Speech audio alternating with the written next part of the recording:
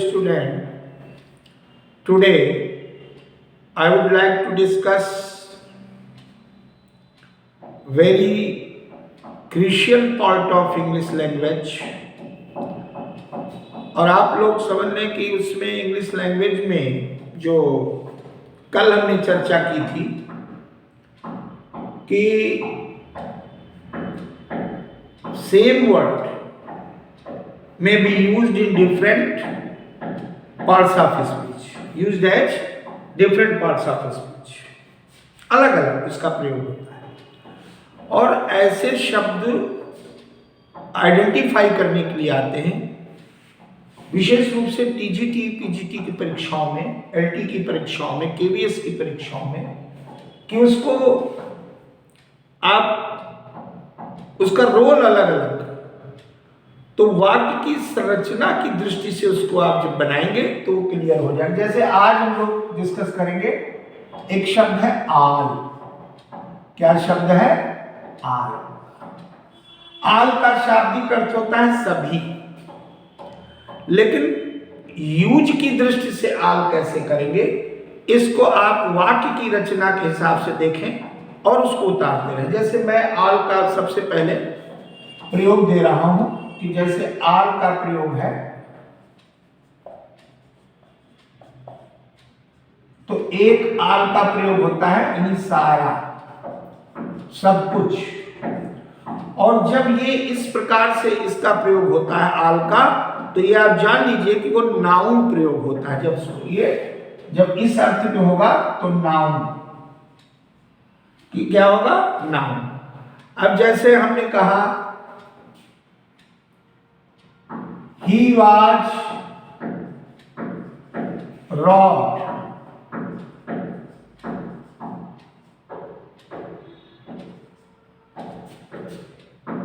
of his arm। अब जरा ध्यान दीजिए, he was robbed of his arm। इस वाक्य में अगर इसको आइडेंटिफाई करने के लिए आता है, इसको रिकॉग्नाइज करने के लिए आता है, तो आप कहेंगे भाई आल जो है, आल चूंकि प्रोनाउन भी हो सकता है, आल नाउन भी हो सकता है, आल एडजेक्टिव भी हो सकता है और आल एडवर्ब भी हो सकता है। तो इसलिए सावधानी से इसको आपको समझना पड़ेगा। ये यहाँ आल नाउन की भूमिका में है। क्यों है? इसको आप जरा देखिए। He was robbed, वो लूट लिया गया जो कुछ भी उसके पास था। अब जो कुछ था, धन दौलत जो कुछ भी था वो सब लूट गया। तो वस्तु की बात आ गई, संपत्ति की बात आ गई, तो नाउन हो गया और अर्थ होगा सारा, पूरा, समूचा। अब लगभग दूसरा जो प्रयोग है आल का, जब हम एडजेक्टिव के रूप में प्रयोग करते हैं, एडजेक्टिव के रूप में, तो भी इसका अर्थ संपूर्ण आता है। क्या अर्थ आता है? संपूर्ण, एडजेक्टिव के रूप में। आल माने सभी। अब जरा देखिए, जब एडजेक्टिव के रूप में आएगा तो उसमें भी, इसमें मात्रा बोधक होता है। इसमें जो है मात्रा और इसमें जैसे मैंने कहा ऑल men should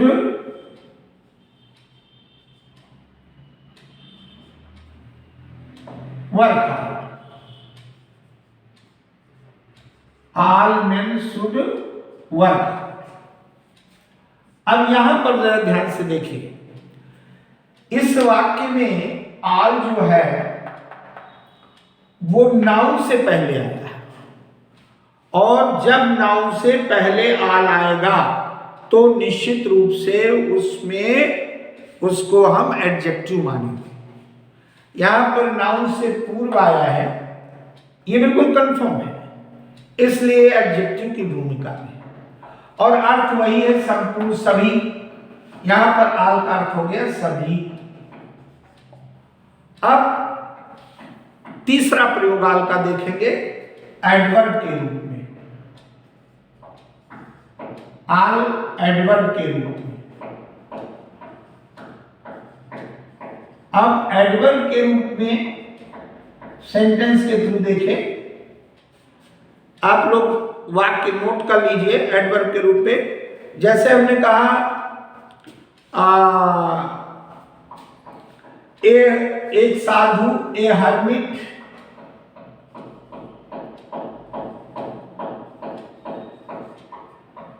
लिव्स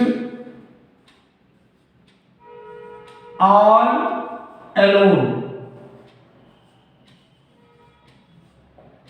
ध्यान से देखिए, एक संत, एक साधु, एक सन्यासी कह रहा है कि ऑल एलोन, मतलब ऑल एलोन। ए हर्मिट लिव्स ऑल एलोन, वो अकेला रहता है, यानी बिल्कुल अकेला। यहां पर ऑल का अर्थ हो गया बिल्कुल या पूर्णतया, पूर्णतया अकेला रहता है। यहां ऑल का अर्थ एडवर्ब के रूप में आया तो उसका अर्थ हो गया पूर्णतः या पूर्णतया अकेला रहता है। अब ऑल का एक प्रयोग आपने देखा पहले, नाउन, फिर एडजेक्टिव, फिर एडवर्ब। इसमें क्यों एडजेक्टिव है? एक तो पूर्णतः और वर्ब के बाद आया है, इसलिए एडजेक्टिव है। अब ऑल का प्रयोग जरा देखिए आप लोग प्रोनाउन के रूप में। जब प्रोनाउन के रूप में ऑल का प्रयोग होगा तो कैसे होगा? ऑल सर्वनाम के रूप में, प्रोनाउन के रूप में। वाक्य को देखिए, बहुत से वाक्य बन सकते हैं। इसका भी अर्थ होगा एक समूचा, अर्थ वही होगा। जैसे हमने कहा ऑल ऑफ हिज बुक्स। अब इसका पहचान आप जो बता देंगे वो हमेशा ध्यान रहेगा। All of his books are important, मान लीजिए ये है, all of his books are important. जब भी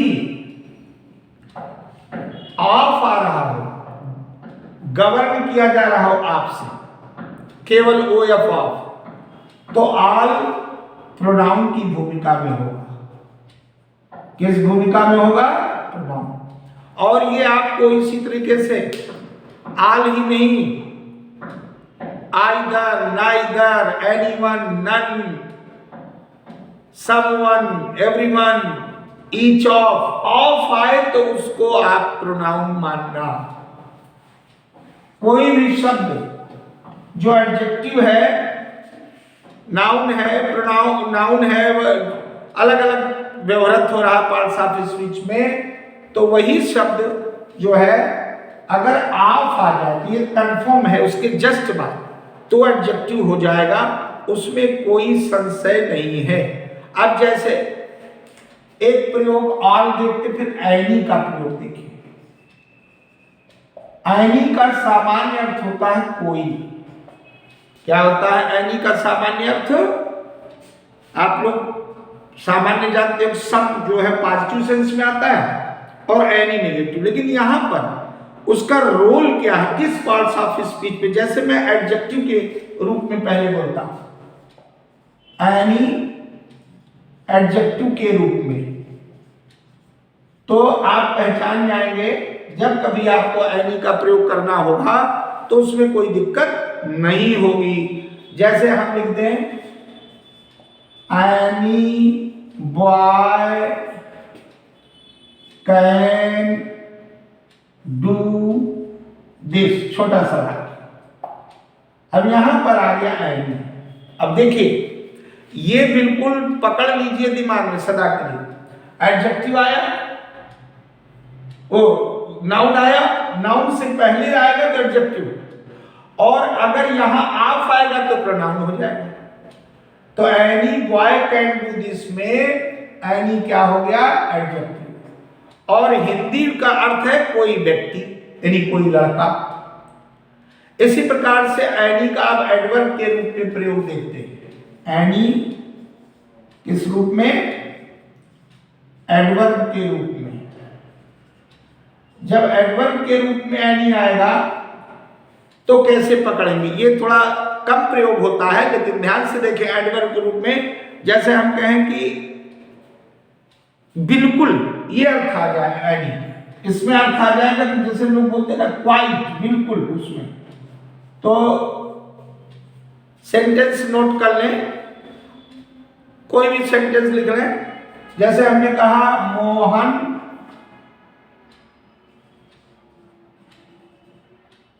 can not go, Mohan can not go any farther, any farther. Mohan can not go any farther, यानी मोहन और आगे अब दूर नहीं जा सकता है। तो यहां पर गो के बाद आया, यानी ये क्रम देखें। यहां पर जब भी आप देख रहे हैं, कल से बता रहा हूं इस प्रकार की बातें, एक्सरसाइज और इस प्रकार के फैक्ट्स, तो उसमें वर्ब के तुरंत जस्ट बाद आया, इसलिए ये एनी यहां पर एडवर्ब की भूमिका में हो गया। इसके पश्चात एक और भूमिका देखिए उसकी, जो प्रोनाउन की भूमिका है। 3 भूमिकाओं में मिलता है एनी जो है। प्रोनाउन की भूमिका में आप जान जाएंगे कि जैसे हम कहते हैं एनी ऑफ, एनी प्रोनाउन की भूमिका में कब होगा? प्रोनाउन की भूमिका में जब हम कहें एनी ऑफ दीज गर्ल्स, इन लड़कियों में से कोई एक, जब हम ऐसे कहें can solve this question, this sum, can solve this sum. अब जरा देखिए, एनी ऑफ, ऑफ आया तो सीधा आपको सरल मार्ग है कि ऑफ आए तो निश्चित रूप से उसको प्रोनाउन, डिस्ट्रीब्यूटिव प्रोनाउन हो जाता है। यहां पर ऑफ आया तो एनी का हो, इनमें से कोई, इसका भाव हो गया यहां पे कोई एक, कोई एक। इस प्रकार से अलग अलग प्रयोग होता है, शब्द एक है। अब एनी के बाद आल आपने देखा भी, एनी देखा, और अब मैं आपको एक प्रयोग बताने जा रहा हूं। जैसे आप लोग करते हैं बेटर, अब थोड़ा दूसरे शब्द, यानी प्रयोग जो है, आप बेटर का बहुत प्रयोग होता है। बेटर सामान्यतः कंपैरेटिव डिग्री है, good positive degree, better comparative degree, और बेस्ट सुपरलेटिव डिग्री। लेकिन नाउन, बेटर का नाउन के रूप में प्रयोग पहले आप देखेंगे, क्योंकि ये तो आपको पता नहीं है। बेटर का, बेटर नाउन की भूमिका में देखिए कैसे होता है। नाउन की भूमिका में जो बेटर होगा वो कैसे होगा? थ्रू सेंटेंस देखें। जैसे मैं कहूं कि every student, every student should respect, every student should respect his बेटर्स। अब यहां पर ध्यान दीजिए, बेटर, भले बेटर्स आ गया लेकिन भाव बदल गया। इसका अर्थ हो गया अपने से श्रेष्ठ। बेटर्स का मतलब श्रेष्ठ व्यक्ति, जो अपने से श्रेष्ठ हो, श्रेष्ठ व्यक्ति से अर्थ हो गया। तो नाम तो हो गया, नाउन ही की तो भूमिका में। Every student should respect his बेटर्स।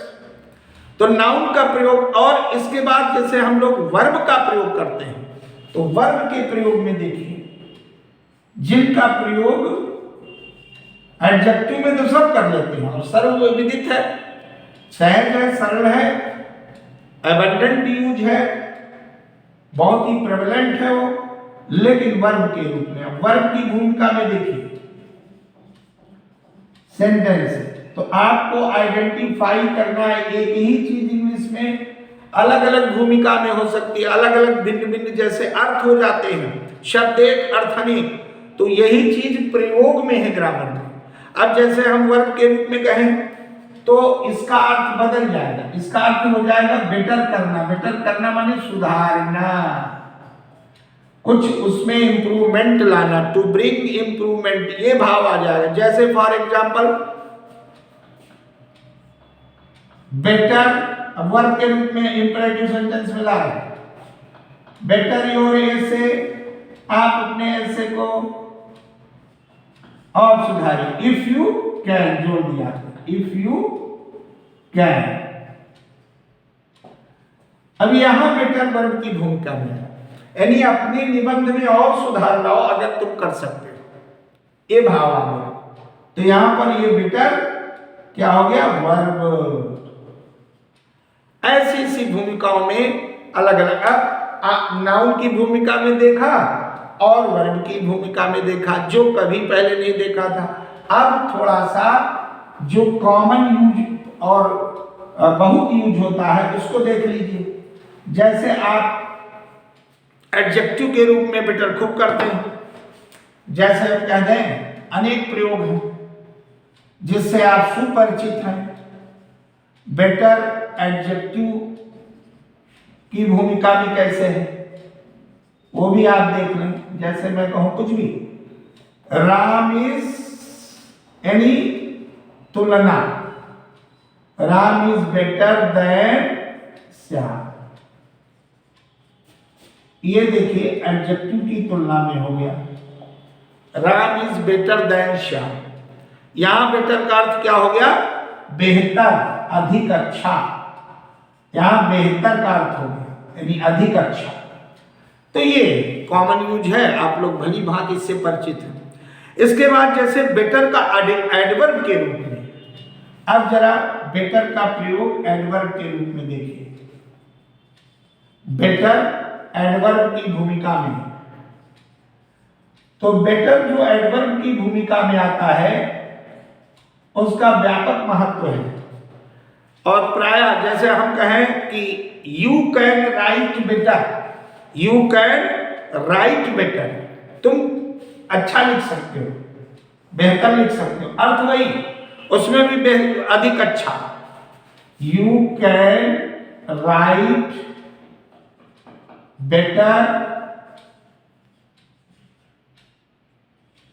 ठीक है, विद दिस पेन, इस कलम से तुम ज्यादा अच्छा लिख सकते हो। मान लो सेंटेंस कोई भी हो, उससे आपको नहीं चिंता करनी है, सेंटेंस कोई हो लेकिन उसको समझना है कि यू कैन राइट बेटर। अब यहां देखिए, अभी तो जस्ट मिनट पहले बताया था कि एडवर्ब कैसे पहचानोगे, जस्ट क्रिया के बाद आया, वर्ब के तुरंत बाद आया, इसलिए एडवर्ब की भूमिका, अर्थ वही, अधिक अच्छा, बेहतर लिख सकते हो, मीनिंग सेम आ रहा है लेकिन प्रयोग की दृष्टि से परिवर्तन होता है। इसलिए my dear students, all of you should be cautious while you attempt this type of questions.